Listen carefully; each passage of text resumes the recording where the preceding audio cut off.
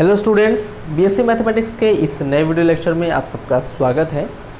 अभी तक हमने आपके लिए जो है मैट्रिक्स चैप्टर को अच्छी तरह से कंप्लीट कर लिया है, जिसमें हमने देखा कि मैट्रिक्स क्या होता है, मैट्रिक्स कितने टाइप का होता है, इन टाइप से रिलेटेड जो थ्योरम थे उन थ्योरम को भी हमने देखा। उसके बाद हमने देखा कि किसी मैट्रिक्स का एडजॉइंट क्या होता है, कैसे जो है किसी मैट्रिक्स का इन्वर्स फाइंड किया जा सकता है, किसी मैट्रिक्स का रैंक क्या होता है। ये सारी चीज़ें हमने जो है डिटेल में डिस्कस कर ली हैं। तो आई होप ये सारी चीज़ें आपको अच्छी तरह से क्लियर हो गई होंगी। आज के इस वीडियो लेक्चर में हम बात करने वाले हैं एप्लीकेशन ऑफ मैट्रिक्स के बारे में, कि कैसे हम लोग जो है मैट्रिक्स की हेल्प से हम किसी given system of linear equation को सॉल्व कर सकते हैं। तो आइए देर नहीं करते वीडियो को शुरू करते हैं। तो यहाँ पर आज का हमारा जो टॉपिक होने वाला है, हमारा जो चैप्टर है, चैप्टर का नाम है application of matrix, application of matrix. और मैट्रिक्स का एप्लीकेशन में हम यहाँ पर सॉल्व करेंगे सिस्टम ऑफ लीनियर इक्वेशन को, सिस्टम ऑफ लीनियर इक्वेशन को, कि कैसे जो है हम लोग मैट्रिक्स की हेल्प से किसी given system of linear equation को सॉल्व किया जा सकता है। तो सबसे पहले आपको ये पता होना चाहिए कि लीनियर इक्वेशन एक्चुअली होता क्या है। तो अगर हम लोग लीनियर इक्वेशन की बात करें तो हमारा कोई भी अगर गिवन इक्वेशन है और इक्वेशन में हमारे जो भी वेरिएबल है, वेरिएबल की अगर मैक्सिमम पावर 1 है तो उसे हम लोग कहते हैं लीनियर इक्वेशन। फॉर एग्जांपल जैसे हम लोग देख लें कि x + 5 = 0, तो यहाँ पर ये जो इक्वेशन है ये एक लीनियर इक्वेशन है और हम लोग इसे कहते हैं कि ये लीनियर इक्वेशन 1 वेरिएबल में है, क्योंकि यहाँ पर वेरिएबल की मैक्सिमम पावर कितनी है, 1 है। सेम ऐसे हम लोग यहाँ पर दिखा सकते हैं कि 2x + 5y = 0। अब यहाँ पर ये भी एक टाइप का क्या है, ये भी एक टाइप का लीनियर इक्वेशन है और यहाँ पर वेरिएबल की मैक्सिमम पावर 1 है। ठीक है, तो यहाँ पर हमको देखना है कि अगर कोई भी एक सिस्टम बना हो लीनियर इक्वेशन का, कई सारे वहाँ पे इक्वेशन दिए गए हों, तो उन इक्वेशन को कैसे जो है सॉल्व किया जा सकता है। हमको पता है कि अगर हमारे पास दो इक्वेशन मान लीजिए इस तरह से हैं कि x + y = 5 and x - y = 1, तो अगर दो इक्वेशन दिए गए हैं तो x और y की यहाँ पर ऐसी दो वैल्यूज़ होंगी, कह सकते हैं कि x और y की ऐसी वैल्यूज़ होंगी जिन वैल्यूज़ को इसमें रखने पर वो इक्वेशन क्या होंगे, इक्वेशन जो है उन वैल्यूज़ को सेटिस्फाई करेंगे। तो हमको पता है कि हम तो इसको ऐसे भी सॉल्व कर सकते हैं इक्वेशन को यूज़ करके, लेकिन यहाँ पर हमको क्या करना है, यहाँ पर इसी इक्वेशन को सॉल्व करना है हमको मैट्रिक्स का यूज़ करके। तो ऐसे यहाँ पर तो हमने केवल दो ही इक्वेशन लिया, दो ही वेरिएबल में, ऐसे हम लोग कई सारे वेरिएबल में कई सारे इक्वेशन ले सकते हैं। तो वहाँ पर जो सिस्टम बनेगा उसका यूज़ करके हम लोग जो है कैसे इस जो है इक्वेशन का सॉल्यूशन ले सकते हैं, यही जो है हमको इस चैप्टर में पढ़ना है। तो यहाँ पर देखिए कि हमारा जो लीनियर इक्वेशन होता है वो दो तरह का होता है। पहला हमारा होता है होमोजीनियस सिस्टम, कह सकते हैं होमोजीनियस, एंड सेकेंड हमारा होता है नॉन होमोजीनियस, नॉन होमोजीनियस। आइए देख लेते हैं कि होमोजीनियस और नॉन होमोजीनियस एक्चुअली होता क्या है।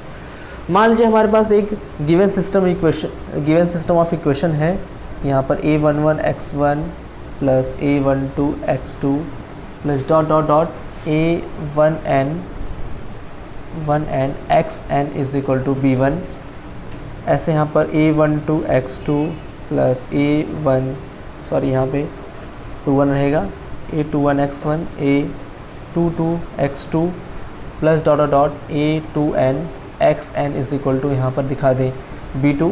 और ऐसे अगर हम लोग इसको n टर्म तक दिखा दें तो am1 x1, यहाँ हमको x1 दिखाना है, x1 प्लस का am2 x2 + amn xn = bn। अब यहाँ पर हमारे पास जो इक्वेशन है ये, इसमें कह सकते हैं कि पूरे कितने वेरिएबल हैं, पूरे वेरिएबल हमारे x1 से लेकर के xn तक है, और जो गिवन सिस्टम इक्वेशन है वो पूरे m इक्वेशन है। ठीक है, तो हम लोग चाहे तो देखिए यहाँ पर इस इक्वेशन को इस फॉर्म में भी लिख सकते हैं। यहाँ पर अगर हम लोग इसको इस तरह लिखना चाहें कि यहाँ पर जो हमारे वेरिएबल के कोफिशिएंट है, वेरिएबल के कोफिशिएंट को हम लोग इस तरह दिखा सकते हैं, यहाँ पर एक मैट्रिक्स के फॉर्म में, यहाँ पर a11 a12 ... a1n, ऐसे यहाँ पर a21 a22 ... a2n, और नीचे हम लोग लिखा लास्ट वैल्यू तो दिखा सकते हैं कि am1 AM2 dot dot dot AMN, और यहाँ पर सारे वेरिएबल्स को ले लिया जाए कि x1 x2 dot dot dot xn is equal to, यहाँ पर ये सारी जो वैल्यूज़ कांस्टेंट वैल्यूज़ हैं, यानी कि b1 b2 dot dot dot bm। अब आप लोग चाहे तो इसको मल्टीप्लाई करके देखिए। यहाँ पर अगर हम लोग क्या करें, इस मैट्रिक्स का इसमें मल्टीप्लाई करें तो यहाँ पर x1 का मल्टीप्लाई a11 के साथ होगा, x2 का मल्टीप्लाई a12 के साथ होगा, और xn का मल्टीप्लाई a1 के साथ a1n के साथ होगा। तो यहाँ पर देखिए यही पहला क्वेश्चन मिल रहा है, और ये इज इक्वल टू किसके इक्वल हो जाएगा, ये इज इक्वल टू हो जाएगा b1 के। यानी कह सकते हैं कि यहाँ पर इस गिवन सिस्टम ऑफ इक्वेशन को हम लोग मैट्रिक्स के इस फॉर्म में लिख सकते हैं। चाहे तो आप लोग मल्टीप्लाई कर देखेंगे तो यही वाला जो है सारे क्वेश्चन हमको फिर से मिल जाएंगे। तो यानी यहाँ पर हम जो भी हमारा गिवन इक्वेशन होगा उसको अगर हम लोग इस फॉर्म में लिख लें तो यानी इसको हम लोग दिखा सकते हैं कि ये हो जाएगा हमारा AX is equal to B। ठीक है, जहाँ पे A क्या हो जाएगा, ये मैट्रिक्स को हम A कहेंगे। इसको कोफिशिएंट मैट्रिक्स भी कह सकते हैं, इसको हम लोग कहते हैं कोफिशिएंट मैट्रिक्स। और यहाँ पे X जो हमारा होगा ये मैट्रिक्स होगा वेरिएबल का, और B हमारा यहाँ पर कांस्टेंट वैल्यूज हो जाएंगी। तो यहाँ पर अगर देखिए कि अगर यहाँ पर कोई भी सिस्टम ऑफ गिवन इक्वेशन है, अगर वो AX is equal to B के फॉर्म में है, AX is equal to B के फॉर्म में है, और वहाँ पर अगर B की वैल्यू क्या है, B की वैल्यू अगर 0 हो जाती है, if B is equal to 0, अगर यहाँ पर B हमको जो मिल जा रहा है, यानी यहाँ पर अगर ये सारे वैल्यूज़ क्या है 0 के इक्वल होती है, तो ऐसे इक्वेशन को कहते हैं then the system of given equation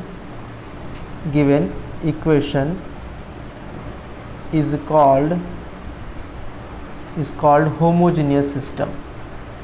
इसे हम लोग कहते हैं homogeneous system। आई होप आपको ये दिखाई दे रहा होगा। जी हाँ, तो ऐसे जो है गिवन इक्वेशन को हम लोग क्या कहते हैं, अगर यहाँ पर कोई भी हमारा लीनियर इक्वेशन इस फॉर्म में दिया हुआ है, और अगर हम लोग उसको AX इक्वल टू B के फॉर्म में चेंज कर दें, और वहाँ से अगर B की वैल्यू क्या जाती है, B की वैल्यू अगर हमको एक 0 मैट्रिक्स मिलता है, तो कह सकते हैं कि ये जो सिस्टम इक्वेशन होता है उसे हम लोग कहते हैं होमोजेनियस सिस्टम। और अगर यहीं पर B की वैल्यू 0 के इक्वल नहीं होती है तो उस इक्वेशन को हम लोग कहते हैं नॉन होमोजेनियस सिस्टम। तो यहाँ पर हमको पढ़ना क्या है कि हमको जो है, अब अगर हमारा गिवन सिस्टम ऑफ इक्वेशन अगर होमोजेनियस फॉर्म में है तो उसका सॉल्यूशन क्या होगा वो हमको पढ़ना पड़ेगा, और दूसरा कि अगर हमारा गिवन सिस्टम इक्वेशन अगर नॉन होमोजेनियस के फॉर्म में है तो उसका सॉल्यूशन क्या होगा वो हम पढ़ेंगे। तो इस वीडियो लेक्चर में हम सिर्फ यही पढ़ने वाले हैं कि हमारा अगर given system equation homogeneous form में हो तो उसका सॉल्यूशन कैसे निकाला जा सकता है। तो आइए अब देख लेते हैं कि होमोजेनियस सिस्टम इक्वेशन का सॉल्यूशन कैसे फाइंड किया जाता है। तो आइए देख लेते हैं कि homogeneous system of linear equation को कैसे सॉल्व किया जा सकता है। तो मान लेते हैं कि अगर हमारे पास एक given system of linear equation है, a11 x1 plus a12 x2 plus dot dot dot a1n xn is equal to b1, a21 x1 plus a22 x2 plus dot dot dot a2n xn is equal to b2, dot dot dot यहाँ पे कर लें am1 x1 plus am2 x2 plus dot dot dot amn xn is equal to bm। तो अगर मान लीजिए हमारे पास ये गिवन सिस्टम ऑफ इक्वेशन है, देन ये कह सकते हैं the given system of equation can B reduced या can be written as तो ये गिवन सिस्टम ऑफ इक्वेशन को हम लोग लिख सकते हैं इस फॉर्म में। यहाँ पर हो जाएगा हमारा a11 a12 dot dot dot a1n, same ऐसे यहाँ नीचे लिख लेंगे a2n a22 dot dot dot a2n, और फिर यहाँ से नीचे हो जाएगा am1 am2 dot dot dot amn is equal to या इनटू कर लेंगे यहाँ पर x1 x2 dot dot dot xn, और इज़ इक्वल टू हमारा यहाँ पर हो जाएगा b1 b2 dot dot dot bm। तो आई होप आपको नीचे दिखाई दे रहा होगा। जी हाँ, अब अगर हम लोग क्या कर लेते हैं कि यहाँ पर अगर if b is equal to 0, या फिर इसको हम लोग शॉर्ट फॉर्म में लिख सकते हैं A X is equal to B, जहाँ पे ए इज इक्वल टू इतना है, B is equal to X is equal to इतना and B is equal to इतना। और यहाँ पे कह लेंगे कि if B is equal to 0, अगर यहाँ पे बी एक 0 मैट्रिक्स आ जाता है then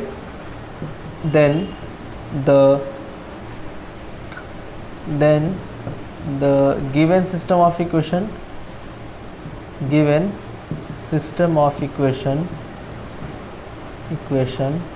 is called homogeneous system। तो इसे हम लोग कहेंगे कि क्या होगा, एक होमोजीनियस सिस्टम होगा।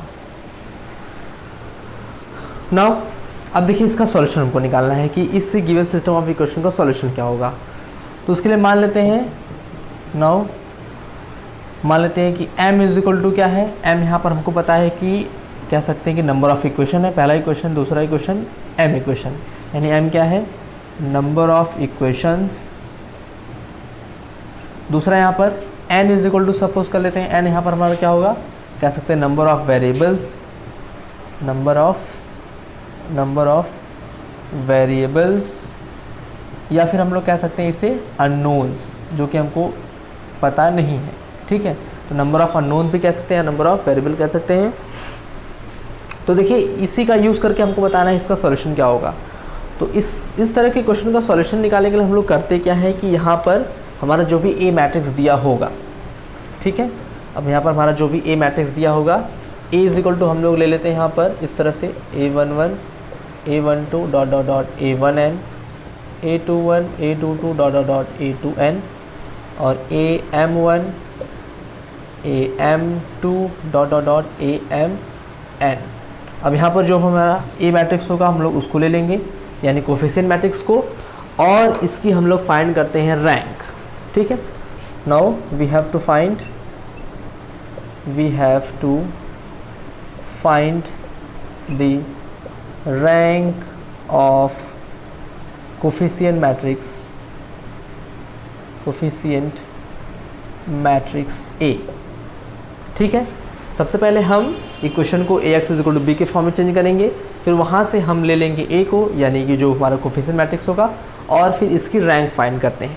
अब रैंक फाइंड करने का तरीका आपका चाहे जो हो सकता है, चाहे तो आप लोग जो है कह सकते हैं कि एचएलएन फॉर्म से हेल्प करें या फिर माइनर मेथड से। तो यहाँ पर हम कोशिश करेंगे कि यहाँ पर एचएलएन फॉर्म से ही जो है हम इसको रैंक निकालें।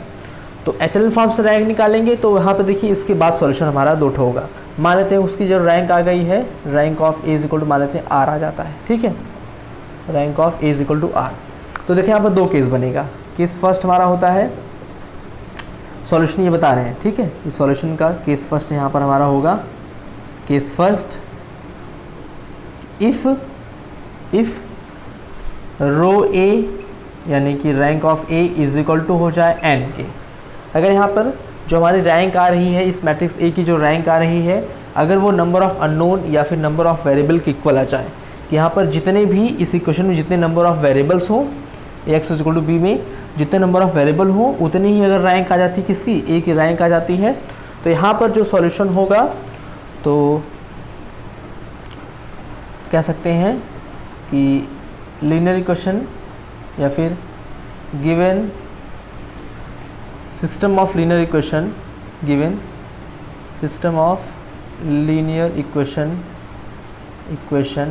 Has unique solution.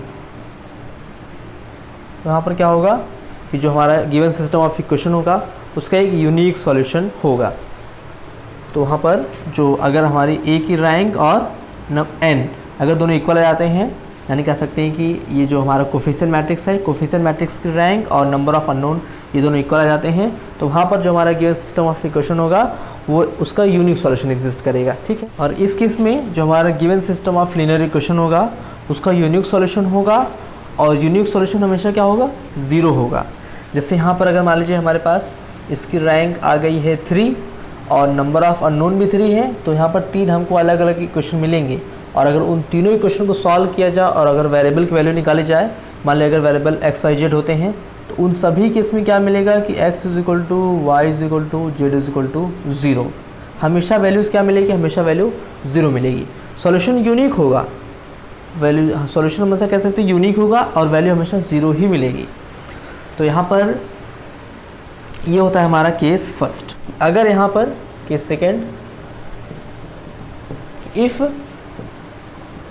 Rank of A is less than n, कह सकते हैं कि अगर मान लीजिए कि जो a की रैंक है अगर वो n से लेस आ जाए, क्योंकि देखिए ग्रेटर तो पॉसिबल है नहीं, ग्रेटर तो होगा ही नहीं कभी भी, हमेशा जो है या तो a की रैंक n के इक्वल हो सकती है या फिर n से छोटी हो सकती है। तो अगर यहाँ पर इक्वल आ जाती है तो उसका तो यूनिक सॉल्यूशन होगा, लेकिन अगर यहाँ पर उसकी रैंक जो है n से छोटी आ जाती है, n से कम आ जाती है, then the given system of equation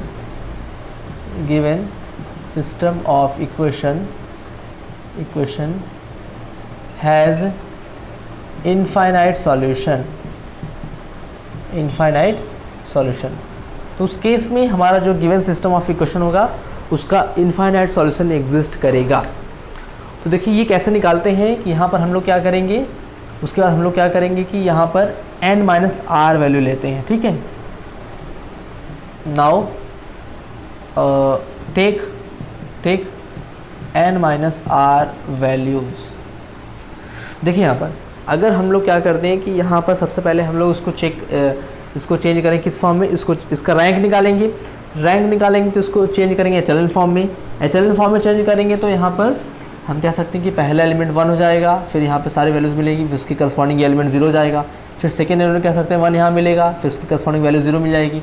तो यहाँ पर इसमें कह सकते हैं कि 3 हमको अलग अलग इक्वेशन मिलेंगे, 3 अलग अलग इक्वेशन मिलेंगे। उन इक्वेशन को अगर हम लोग सॉल्व करेंगे तो वहाँ पर जो भी वेरिएबल होगा x y z या फिर x1 x2 x3, उन सभी वेरिएबल्स की कह सकते हैं कि अलग अलग वैल्यू मिलेगी और जो सॉल्यूशन होगा वो यूनिक होगा।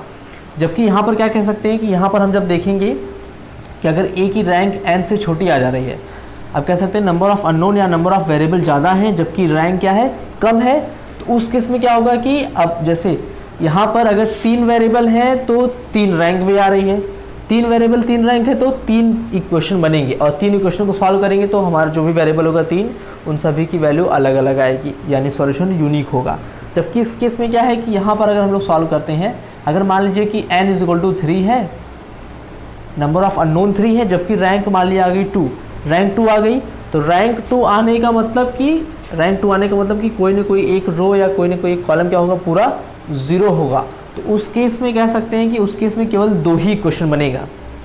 हमारा नंबर ऑफ़ अननोन हमारे पास 3 रहेंगे लेकिन इक्वेशन बनेगा 2, क्योंकि इसकी रैंक 2 आ चुकी है, ठीक है। तो वहाँ पर क्या करेंगे कि यहाँ पर हम लोग लेते हैं n minus R value, n minus R मतलब कि 3 माइनस 2 यानी 1। तो उस केस में हम लोग एक जो है आर्बिट्ररी कांस्टेंट चूज़ करते हैं अपने मन से। यहाँ पर कह सकते हैं n माइनस आर आर्बिट्ररी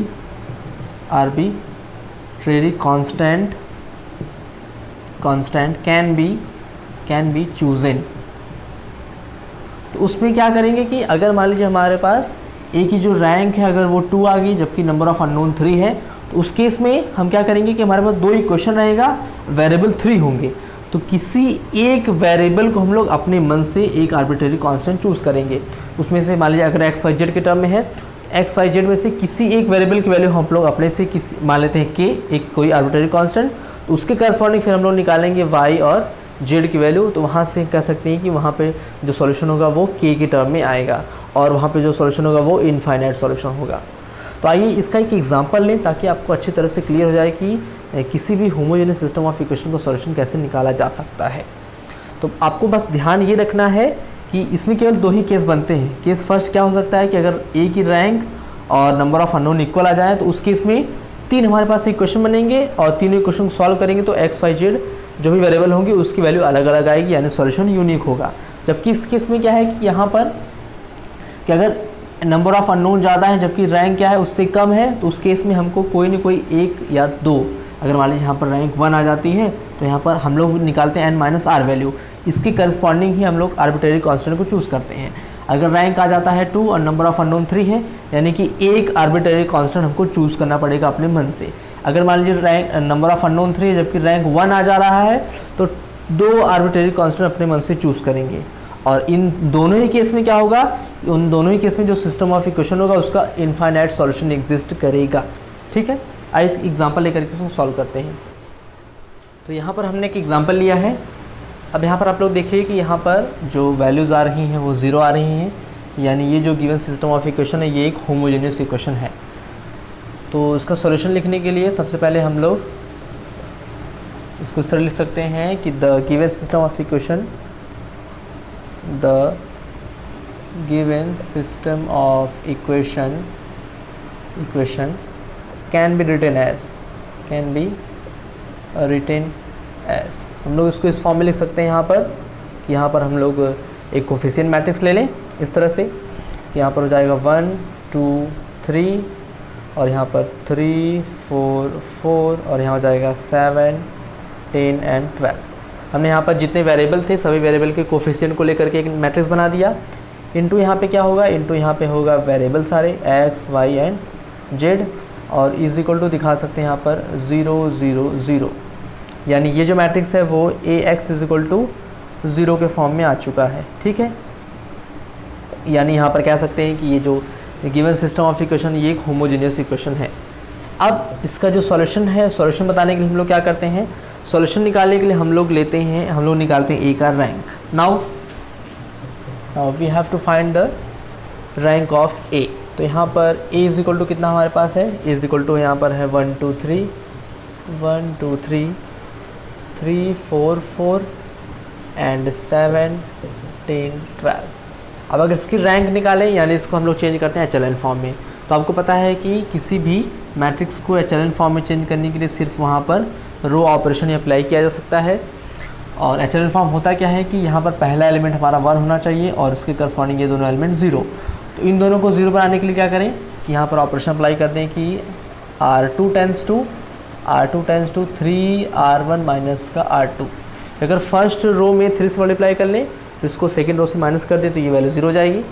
और दूसरा ऑपरेशन अप्लाई कर सकते हैं कि R3 tense to 7 R1 minus का R3, कि फर्स्ट रो में 7 से मल्टीप्लाई करके थर्ड रो को माइनस कर दें। यहाँ देखिए ये जो मैट्रिक्स है वो इस फॉर्म में आ जाएगा, ए इज इक्वल टू यहाँ पर हो जाएगा फर्स्ट वाले रो को ऐसे लिख लें 1 2 3 और यहाँ पर देखते हैं कि ये आ जाए कितना, ये आ जाएगा यहाँ से ये 0 हो जाएगा हमारा। इसमें 3 से मल्टीप्लाई करेंगे तो 3 2 6 यानी 2 आ जाएगा और इसमें 3 से मल्टीप्लाई करें तो 9 यानी 5 आ जाएगा। इसमें 7 से मल्टीप्लाई करें तो ये हो जाएगा 0, इसमें 7 से मल्टीप्लाई करेंगे तो हो जाएगा 4 और इसमें 7 से मल्टीप्लाई करेंगे तो 21 में से 12 माइनस करेंगे तो बचेगा 9। तो यानी ये जो मैट्रिक्स है वो इस फॉर्म में आ गया है। अब हमको क्या करना पड़ेगा कि अब हमको यहाँ पर इस वैल्यू को 1 लाना है और इसके करस्पॉन्डिंग को 0 लाना है। इसको 1 हम बाद में करेंगे, पहले इसको बनाते हैं 0। इसको 0 बनाने के लिए क्या करना पड़ेगा, इसको 0 बनाने के लिए हम लोग इसमें अगर हम लोग क्या करते हैं सेकेंड रो का ही यूज़ कर लें अगर, तो सेकेंड रो में 2 से मल्टीप्लाई करके इसको माइनस कर दीजिए 0 हो जाएगा। यानी कह सकते हैं कि R3 tense to 2 R2 minus का R3, यानी A हमारा जो मैट्रिक्स है वो इस फॉर्म में आ जाएगा। यहाँ पर ये हो जाएगा 1 2 3, ये हो जाएगा 0 2 5 और जैसे इसमें 2 से मल्टीप्लाई करेंगे तो यहाँ पे तो कोई फ़र्क नहीं पड़ेगा, यहाँ हो जाएगा ये 0 और इसमें 2 से मल्टीप्लाई करेंगे तो हो जाएगा 1। यानी ये जो मैट्रिक्स है, अब देखिए यहाँ पर ये जो मैट्रिक्स है एचएलएन फॉर्म में आ चुका है। और इसकी रैंक कितनी यहाँ पर है, हम लोग कह सकते हैं कि rank of A is equal to कितना आ गया है, rank of A is equal to आ गया है 3। यानी यहाँ पर 3 ऐसे कह सकते हैं कि नॉन ज़ीरो रो हैं। ठीक है, first row second row third row तीनों के तीनों नॉन ज़ीरो है, यानी इसका रैंक कितना होगा 3।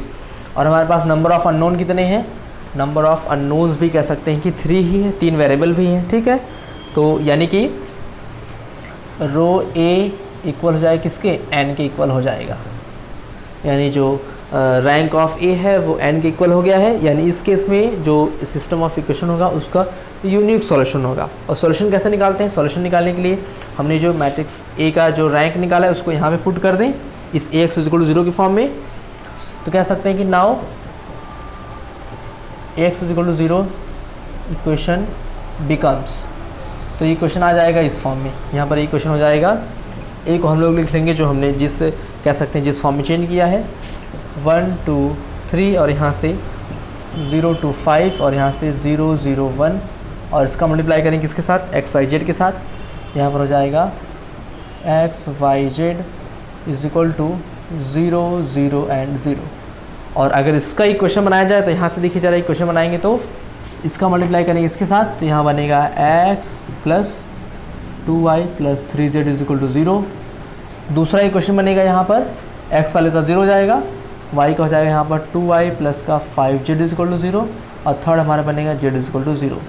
तो इस केस में देखते हैं कि अगर यहाँ पर देखिए z की वैल्यू 0 आ गई है, z की वैल्यू 0 आ जाएगी तो अगर यहाँ पे रख लेंगे वैल्यू 0 तो y की वैल्यू भी कितनी आ जाएगी, इस केस में y भी आ जाएगा 0, क्योंकि यहाँ पर z 0 पुट करें तो ये वैल्यू 0 हो जाएगी, यानी 2y is equal to 0, 2y is equal to 0 यानी y इज इक्वल टू 0। और अगर z और y की वैल्यू यहाँ 0 पुट की जाए तो x भी कितना आ जाएगा, x भी आ जाएगा 0। यानी इस केस में कह सकते हैं कि अगर यहाँ पर rank of A number of unknown के इक्वल होता है तो इस केस में जिसका सॉल्यूशन होगा वो यूनिक होगा और हमेशा x is equal to Y is equal to Z is equal to क्या हो जाएगा 0। तो अगर आप लोग चाहें तो यहाँ पर अगर मान लीजिए ए की रैंक और एन अगर इक्वल आ जाता है और ये जो गिवन सिस्टम ऑफ इक्वेशन अगर वो होमोजीनियस है तो हमको इतना सॉल्व करने की ज़रूरत नहीं है। हम सीधे लिख सकते हैं कि if rank of A is equal to N then the given system of equation has unique solution and the solution is x is equal to y is equal to z is equal to 0। बस हमको यहाँ पे ये लिखना पड़ेगा कि जो given system of equation है वो क्या है, उसका unique solution exist कर रहा है, उसका जो solution होगा वो होगा x is equal to y is equal to z is equal to 0। तो आई होप आपको ये क्लियर हो गया होगा कि अगर गिवन सिस्टम ऑफ इक्वेशन इस फॉर्म में हो और अगर ए की रैंक एन के इक्वल आ जाती हो तो उस केस में सॉल्यूशन कैसे लिखा जाता है। अब आइए एक एग्जांपल लेते हैं जिसमें देख लेते हैं कि अगर यहाँ पर ए की रैंक एन से अगर लेस आती है उस केस में कैसे जो हम लोग उसका सॉल्यूशन लिख सकते हैं। तो यहाँ पर हमने एक और एग्जांपल लिया है, आइए देख लेते हैं कि इसका सॉल्यूशन क्या होगा। तो यहाँ पर देखिए ज़रा कि जो गिवन सिस्टम ऑफ इक्वेशन है वो क्या है, वो एक होमोजेनियस इक्वेशन यहाँ पे दिख रहा है क्योंकि यहाँ पर सारी वैल्यूज़ क्या हैं 0 है। तो उसका सॉल्यूशन लिखने के लिए हम लिख सकते हैं यहाँ पर कि the given system of equation the given system of equation can be written as इसको हम लोग इस फॉर्म में लिख सकते हैं। यहाँ पर हो जाएगा 1 3 माइनस 2 1 3 माइनस 2, यहाँ पर 2 minus 1 4 2 minus 1 4 and 1 minus 11 and 14। और यहाँ पर लिख सकते हैं कितना, यहाँ पर लिख सकते हैं सारे variables x y and z is equal to 0 0 and 0। यानी ये जो मैट्रिक्स है इसको हम लोग लिख सकते हैं ax इज इक्वल टू 0, यानी जो गिवन सिस्टम ऑफ इक्वेशन है वो एक होमोजेनियस इक्वेशन है। तो इस केस में क्या करते हैं कि अगर given system of equation homogeneous हो तो यहाँ पर हम लोग निकालते हैं a की रैंक, ठीक है। तो यहाँ से हम लोग निकालेंगे now a is equal to कितना है, यहाँ पर हमारे पास है a इज इक्वल टू है 1 3 माइनस 2, यहाँ से 2 माइनस 1 4 और यहाँ से 1 माइनस 1 एंड 14, ठीक है। अब इसकी रैंक निकालते हैं, यानी इसको हम लोग चेंज करेंगे HLN फॉर्म में। तो HLN फॉर्म में चेंज करने के लिए हमको पता है कि यहाँ पर पहला एलिमेंट 1 होना चाहिए और इसकी करस्पॉन्डिंग ये दोनों एलिमेंट 0 होना चाहिए। तो ये इसको 0 बनाना, इसको 0 बनाना बड़ा आसान है। यहाँ पर क्या कर सकते हैं, सीधे सीधे हम लोग लिख लें R2 tense to 2R1 minus का R2 कि फर्स्ट रो में अगर हम लोग 2 से मल्टीप्लाई करके सेकंड रो को माइनस कर ले तो ये वैल्यू 0 हो जाएगी। और सेकंड वाला ऑपरेशन होगा R3 tense to R1 minus R3 कि सीधे सीधे अगर R1 को R3 से माइनस कर ले तो ये भी 0 हो जाएगा। यानी A आ जाएगा यहाँ पर हमारा इस फॉर्म में, ये हो जाएगा 1 3 माइनस 2 और यहाँ पर ये हो जाएगा, अगर इसमें 2 से मल्टीप्लाई करके माइनस किया जाए तो जाएगा 0। यहाँ से 2 से मल्टीप्लाई करेंगे तो 6, माइनस करेंगे तो हो जाएगा 7 और यहाँ पर 2 से मल्टीप्लाई करेंगे तो -4 और यहाँ माइनस करेंगे तो हो जाएगा -8 और यहाँ पर अगर सीधे माइनस करेंगे तो हो जाएगा 0, यहाँ पर माइनस करेंगे तो हो जाएगा 14 और यहाँ पर अगर माइनस करते हैं तो हो जाएगा -16, ठीक है। यानी जो गिवन सिस्टम ऑफ इक्वेशन इस फॉर्म में आ गया है। अब देखिए यहाँ पर हमको करना क्या होता है कि यहाँ पर हमको इसको 1 बनाना है और इसको बनाना है 0, ठीक है। HLN फॉर्म में चेंज करने के लिए पहला एलिमेंट 1 होना चाहिए, नॉन ज़ीरो एलिमेंट 1 और उसके बाद फिर उसके नीचे वाले वैल्यू 0। इसको 0 हम इसको 1 बाद में बना लेंगे, इसको पहले बनाते हैं 0, या फिर इसको 1 नहीं बनाएंगे तब भी चलेगा, ठीक है। हम इसको बनाते हैं 0। इसको 0 बनाने के लिए क्या करेंगे, अगर हम लोग इसमें 2 से मल्टीप्लाई करके माइनस कर दें तो ये वैल्यू 0 हो जाएगी। यानी यहाँ पर कह सकते हैं कि R3 tense to 2R2 minus का R3। हमको सेकेंड रो में 2 से मल्टीप्लाई करना है और थर्ड रो को माइनस कर देना है। यानी यहाँ पर a इज इक्वल टू आ जाएगा 1 3 माइनस 2, यहाँ हो जाएगा 0 7 एंड माइनस 8। और अगर इसमें क्या करते हैं 2 से मल्टीप्लाई करके माइनस करेंगे तो हो जाएगा 0, और अगर इसमें 2 से मल्टीप्लाई करके माइनस करेंगे तो हो जाएगा -16, और माइनस करेंगे तो -16 प्लस 16 यानी ये भी हो जाएगा 0। अब यहाँ पर आप लोग देखिए कि ये चैनल फॉर्म में आ चुका है, और यहाँ पर इसकी जो रैंक है वो कितनी आ गई है, rank of A is equal to आ गया है 2। यहाँ पर 2 ही ऐसे नॉन जीरो रो दिख रहे हैं, ठीक है, यानी इसकी रैंक कितनी आ गई 2। अब यहाँ पर हम लोग कह सकते हैं कि यहाँ पर जो रो ए इज इक्वल टू कितना है, यानी आर इज इक्वल टू है 2, और जबकि एन इज इक्वल टू कितना है, एन इज इक्वल टू है 3। रैंक हमारी आ गई है 2, जबकि नंबर ऑफ़ अननोन कितने हैं, 3 हैं। यानी यहाँ पर इस सिस्टम का जो एक सॉल्यूशन होगा वो यूनिक नहीं होगा। अब यूनिक नहीं होगा, इनफाइनाइट सॉल्यूशन होगा। देखिए सॉल्यूशन कैसे लिखते हैं। नाउ अब हमको क्या करना पड़ेगा, now n minus R value निकालनी पड़ेगी। n minus R is equal to कह सकते हैं 3 माइनस 2 इज इक्वल टू 1। इतने जो है arbitrary constants can be chosen, यानी सॉल्यूशन लिखते समय हमको एक आर्बिट्रेरी कांस्टेंट चूज़ करना पड़ेगा, ठीक है। तो देखिए यहाँ पर तो जो ए एक्स इज इक्वल टू वो किस फॉर्म में आ जाएगा, ए एक्स इज इक्वल टू जो 0 है, ये इक्वेशन जो है ये इस फॉर्म में आ जाएगा। यहाँ पर ए को हम लोग इतना लिख लेंगे, यानी यहाँ पर आ जाएगा कि 1 3 माइनस 2, ये जो ए है वो इस फॉर्म में रिड्यूस हो चुका है, तो इस ए की जगह पर ये वैल्यू लिख लेंगे 0 7 माइनस 8 एंड 0 0 0, और यहाँ पर है x y z, और इज इक्वल टू यहाँ पर हो जाएगा 0 0 0, ठीक है। और यहाँ पर जो इक्वेशन बनेगा वो कितना बनेगा, इक्वेशन यहाँ पर हमारा बनेगा कि x प्लस का 3y माइनस का 2z इज इक्वल टू 0, और यहाँ पर दूसरा इक्वेशन बनेगा 7y और माइनस का 8z इज इक्वल टू 0। तो देखिए यहाँ पर केवल 2 ही इक्वेशन बना है। पिछले वाले क्वेश्चन हमने क्या देखा था कि उसमें जितने नंबर ऑफ़ वेरिएबल थे उतने ही नंबर ऑफ़ इक्वेशन भी बने थे, और अगर जितने नंबर ऑफ़ वेरिएबल हो उतने नंबर ऑफ़ इक्वेशन हो तो उसको सॉल्व करके हम लोग जो है वेरिएबल्स की वैल्यू फाइंड कर सकते हैं। जबकि यहाँ पर इन दोनों इक्वेशन को सॉल्व करना पॉसिबल नहीं है, यानी यहाँ पर जो सॉल्यूशन होगा उसका यूनिक सॉल्यूशन एग्जिस्ट नहीं करेगा। अब इसका सॉल्यूशन लिखने के लिए हम लोग क्या करते हैं कि यहाँ पर हमको एक आर्बिट्रेरी कांस्टेंट चूज़ करना पड़ेगा। तो हम लोग चाहे तो यहाँ पर जेड की वैल्यू अपने मन से सपोज कर लें कुछ भी, या फिर वाई की वैल्यू सपोज कर लें, ठीक है। तो मान लीजिए कि अगर हम लोग पुट करते हैं जेड को, put Z is equal to C, अगर मान लीजिए हम लोग जेड लेते हैं सी, तो जेड इज इक्वल टू सी लेने से यहाँ पर मैं इसको इरेज कर देता हूँ। देखिए यहाँ पर जेड इज इक्वल टू सी लेने से क्या जाएगा, जैसे हम लोग जेड इज इक्वल टू सी लेंगे तो यहाँ पर 7y माइनस का 8c इज इक्वल टू 0 हो जाएगा, यानी y की वैल्यू कितनी आ जाएगी, y की वैल्यू यहाँ पर हो जाएगी 8c/7, ठीक है। z की वैल्यू यहाँ पर c है और y की वैल्यू आ गई 8c/7, और अगर इसी z और y की वैल्यू को पहले क्वेश्चन में पुट कर दें, यानी आ जाएगा x प्लस का 3 इंटू वाई की वैल्यू कितनी है 8c/7 एंड माइनस का 2 into C is equal to 0। और अगर इसको सॉल्व कर ले तो यहाँ से आ जाएगा x प्लस, इसको सॉल्व करेंगे तो 24c/7 माइनस का 2c इज इक्वल टू 0, और इसको सॉल्व करेंगे तो यहाँ से हमको मिलेगा 7x प्लस का, इसका सिम्प्लीफाई करेंगे 7x, यहाँ जाएगा 24c और माइनस का 7 2 14c इज इक्वल टू 0, या इसको सॉल्व करेंगे तो 7x और प्लस का 10c इज इक्वल टू 0, या इसको आगे सॉल्व करें तो x इज इक्वल टू कितना आ जाएगा, x is equal to minus का 10c/7, यानी x की वैल्यू भी आ गई है और y की वैल्यू भी कितनी आ गई है 8c/7, और z की वैल्यू भी आ गई है c।